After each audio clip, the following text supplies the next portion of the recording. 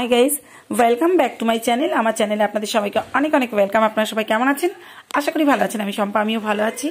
চলুন, চলে এসেছি আজ আবার একটা ছোট্ট ভিডিও নিয়ে। দেখুন, আজ চিকেন করব, আজকে পুরো ধাবা স্টাইলে।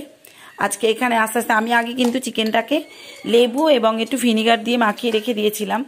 আর এখানে আপনার একটু বিরিয়ানি মশলা দিয়েছি, আদা জিরে ধনে সব দিয়েছি, দিয়ে আগে ভালো করে এটাকে মাখিয়ে নিলাম। মাখাবার পরে এবার আমি জিরে আদা পেঁয়াজ রসুন বাটা দিচ্ছি। মানে পেস্টটা আগে দিয়েছিলাম না। আপনার জিরে ধনে গুঁড়োগুলো শুকনোগুলো দিয়ে আগে মেখে নিচ্ছি। এবার আমি তেল দেব, দিয়ে এটাকে ম্যাক্সিমাম আধা ঘন্টা থেকে পৌনে 1 ঘন্টা ম্যারিনেট করে রেখে দেব। চলুন আপনারা আমার সাথে থাকুন।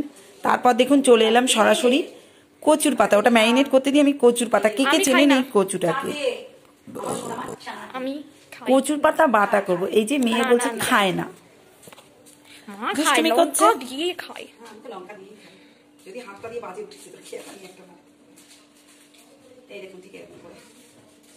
না, এরকম করে কাটতে হয়, এরকম করে এই যে দেখাও এটা, এই যে এরকম করে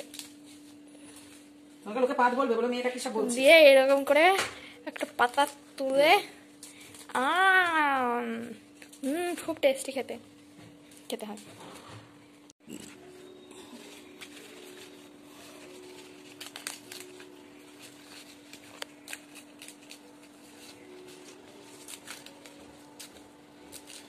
কচুর পাতা বাটা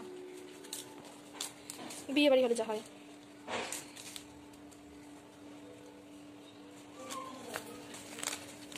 আর ঠিক দেখুন এইভাবে কিন্তু ছাড়াতে হবে, শিরগুলো একটাও থাকলে চলবে না, তাহলে কিন্তু গলা চুলকবে।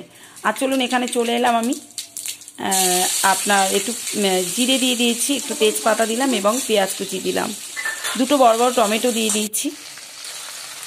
এগুলো ভাজা ভাজা হয়ে এলে এবার আস্তে আস্তে আমি মাংসগুলো ছেড়ে দেবো। তারপর কিন্তু আমি ভালো করে মাংসটা আপনাদের পুরো সম্পূর্ণ করতে পারিনি, কারণ হচ্ছে আমার একদম ফোনে চার্জ ছিল না, ভীষণ বাজে পরিস্থিতি ছিল গাইস। আমি এটা ভালো করে এটাকে ভালো করে শুকিয়ে নিয়ে ভালো করে যখন জল টল বেরিয়ে যাবে কষিয়ে নেওয়ার পর কিন্তু পুরো তেল ছেড়ে দেওয়ার পর আমি দই দিয়েছিলাম। সেটা আপনাদের সাথে আমি শেয়ার করতে পারিনি, তার জন্য আমি ভীষণভাবে সরি, আপনাদের কাছে অনেক অনেক সরি চাইছি। তার কারণ হচ্ছে আমি লাস্টে দইটা দিয়ে আপনাদের দেখাতে পারিনি, মাংসটা নাবানোর পর দেখিয়েছি। চলুন, এবার চলে এসেছি ব্যাটারিতে ফোনে চার্জ দিয়ে নিয়ে এসেছি। এখানে দেখুন কচুর পাতাগুলোর একটারও কিন্তু শিন নেই, এখানে একটারও শিন নেই। কচুর পাতাগুলো আমি ভালো করে, দুধমান কচুর পাতা ভালো করে কেটে ছাড়িয়ে নিয়েছি। এবার আমি কালো জিরে, রীতিমতো কালো জিরেটা আগে দিলে কি হয়, ভালো পেস্ট হয়ে যায়। কালো জিরে এবং রসুন পেঁয়াজ পরিমাণ মতো কাঁচা লঙ্কা, এতে প্রচণ্ড ঝাল দিতে হয়। যারা বাটা খান তারা জানেন যে কোনো বাটাতে একটু ঝাল না দিলে ভালো লাগে না। আর যারা দুধমান কচুর পাতা খেতে মানে ভালোবাসেন অথচ ভয় পান, বাট ঠিক এইভাবে করে খেয়ে দেখবেন, আমার কথা শুনে একবার প্লিজ এইভাবে করে খেয়ে দেখবেন। এত টেস্টি হয়, আপনারা গরম গরম ভাতের সাথে আপনাদের আর কিচ্ছু লাগবে না, মানে কিছুই না, নাথিং, কিচ্ছু লাগবে না, এত সুন্দর লাগে। এইবার আমি কিন্তু খুব ভালোভাবে, আর হলুদটা যে আগেই দিয়ে দিলাম, খুব ভালোভাবে ভেজে নিই। চলুন ভাজা করে নিয়ে আসছি।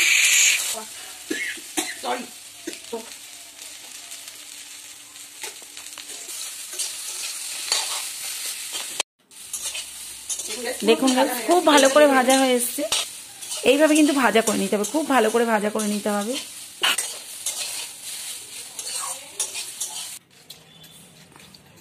এইবার চলুন সিলে বেটে নিই, সিলে বেটে খাওয়ার মজাই আলাদা।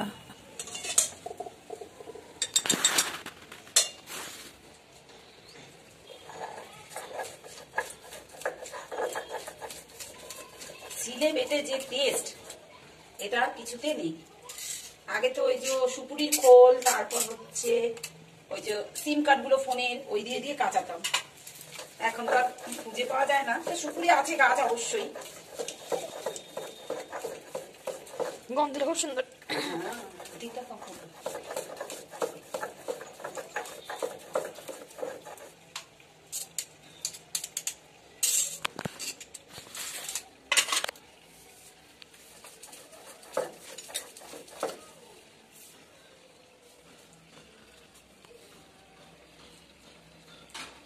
হাতে তো এখন ঘষা হয় না আর কি।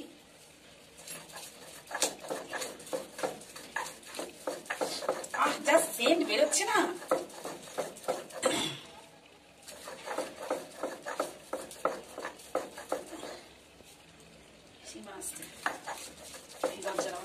না না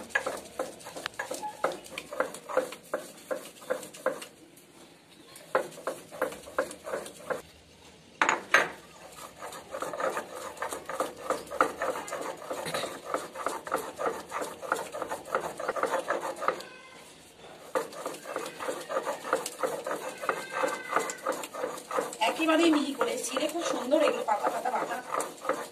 পাতা এইভাবে বেটে খেয়ে দেখবেন।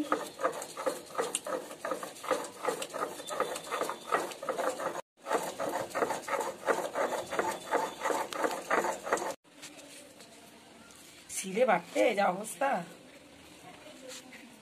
দেখুন।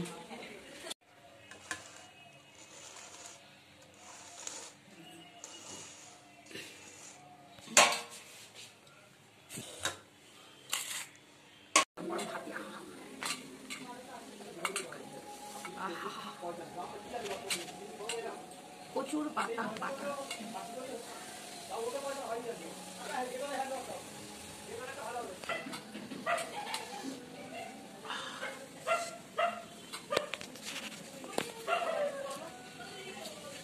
কি বলবো,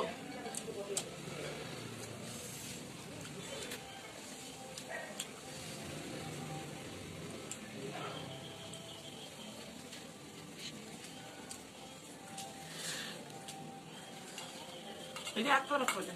Kenapa?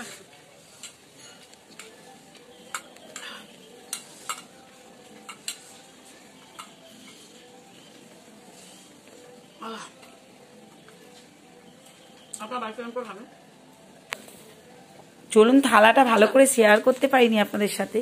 কি বলবো গাইস, যে অবস্থায় ছিলাম ভাবলাম সেই অবস্থায় আপনাদের সাথে খাই। এত ভালো লাগছে গরম ভাতে। আর আমি বিশ্বাস করুন, আমি আর দুপুরে ভাত খাইনি। এই বাটাটুকু দিয়ে খাওয়ার পর আর ভাত খাইনি। আমি জানি আমার ডিম মাছ মাংস যাই করি না কেন, আমার এই খাওয়ার পর ওই মাংস দিয়ে ভাত আমার রুচবে না। চলুন এই ছোট্ট ভিডিওটি যদি আপনাদের ভালো লাগে একটা লাইক কমেন্ট শেয়ার করে দেবেন। নতুন বন্ধুরা একটা সাবস্ক্রাইব করে পাশে থাকবেন। আর অবশ্যই বেল আইকনটা এবং অল বাটনটা হিট করতে ভুলবেন না। সবসময় আপনাদের পাশে আছি। I love you all. পরে ভিডিও দেখা হচ্ছে।